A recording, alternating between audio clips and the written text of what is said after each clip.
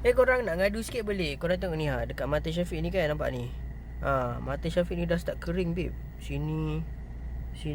Nasib baiklah ibu ada beli krim IPPA1 tu kan. So boleh lah letak. That's why macam kurang sikit. Waktu letak tu pedih juga sebab dia memang dah betul-betul merekah. Nampak betul-betul merekah tu. So that's why kita nak try tengok. Kita pakai krim IPPA1 tu selama seminggu, tengok apa jadi. Sebab Syafiq ni jenis kulit muka kering tau. Kulit muka Syafiq memang jenis kulit muka kering. Sebelum ni Syafiq pakai Skintific. So kita memang jenis kulit muka kering.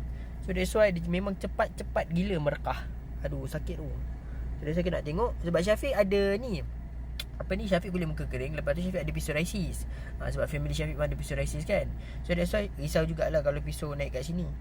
Tapi Alhamdulillah sebab Syafiq sekarang ni tengah makan Shiruto dengan Nextbio. Sekarang baru nak try IPPA1 ni. Syafiq punya piso dekat tempat lain ni semua dah kurang. Takut ni dia naik tempat lain ni kan. So kita try tengok pakai krim Shiruto selama seminggu. And korang yang mana ada family yang ada masalah psoriasis tu, korang kena tahu, korang pun kemungkinan pun akan ada psoriasis. So that's why kena prevent daripada sekarang. Jom kita tengok, okay? Korang jadi saksi tau. Okay, korang jadi saksi. Pedih. So dalam masa yang sama, kalau korang nak tahu jenis Syafiq, korang kena follow Syafiq. Jangan lupa follow Syafiq. Follow sekarang. Follow sekarang. Cepat.